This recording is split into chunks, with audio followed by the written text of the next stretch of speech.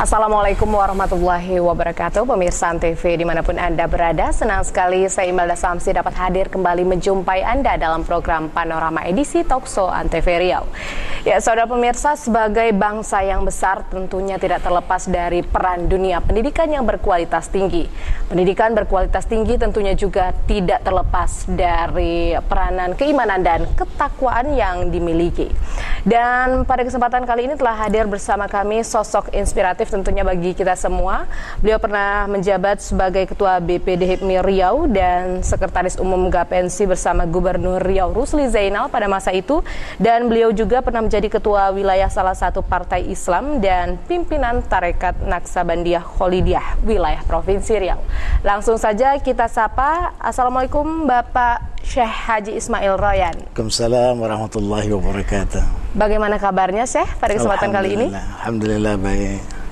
Ya, dan tentunya Syekh Haji Ismail Royan juga merupakan pimpinan Pondok Pesantren Babu Salam.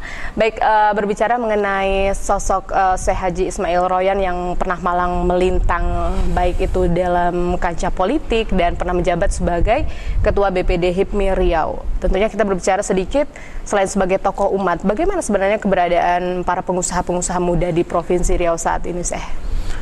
Ya, kalau kita bandingkan pengusaha-pengusaha daerah pada masa lalu dengan pengusaha-pengusaha yang sekarang, barangkali sekarang mungkin jauh tantangannya lebih besar. Apalagi barangkali di era di mana pengusaha-pengusaha asing sudah boleh masuk bebas ke negara kita, maka persaingan itu semakin berat. Maka memang selalu dari dulu permasalahannya itu hampir sama. Artinya memang diperlukan peran pemerintah membantu, membackup, membina, mengajarkan bagaimana pengusaha-pengusaha kecil di daerah itu mampu bersaing baik sesama teman-teman lokal atau barangkali dengan pengusaha sekarang yang datang dari luar. Tentunya ini ada keterkaitannya dengan masyarakat ekonomi ASEAN ini. Kita berbicara mengenai pengusaha-pengusaha muda yang tentunya lebih kreatif lagi yang mestinya dilakukan. Ini tanggapannya seperti apa, Syekh? Ya, itu saya sampaikan tadi. Kalau seandainya memang kalau dilepas saja tanpa ada pembinaan.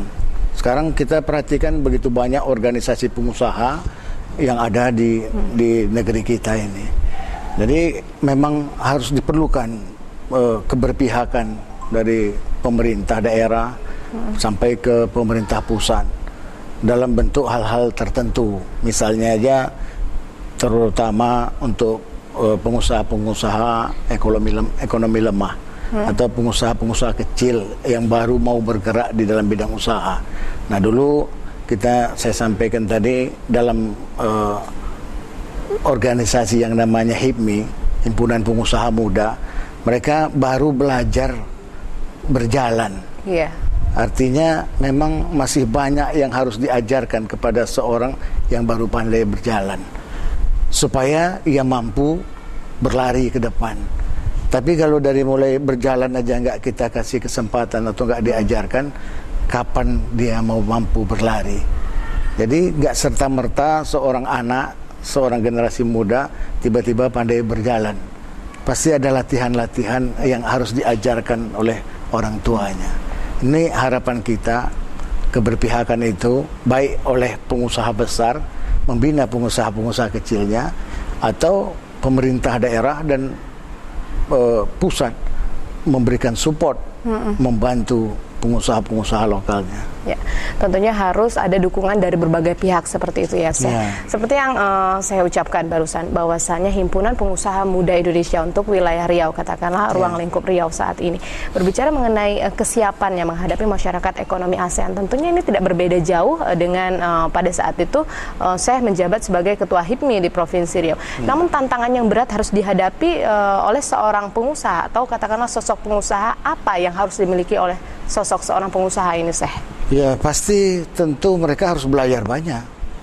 Artinya melihat persyaratan-persyaratan yang sudah diberlakukan yang berdasarkan undang-undang aturan baik dalam bentuk skala nasional ataupun perusahaan daerah mereka harus bisa memenuhi dulu syarat-syarat itu dan mereka harus banyak belajar. Itu memang harus sungguh-sungguh, nggak bisa hanya sekedar tadi di backup, dibantu, dibina, tapi dari diri pengusaha itu sendiri memang harus mau berkembang, mengembangkan dirinya sendiri, itu paling utama.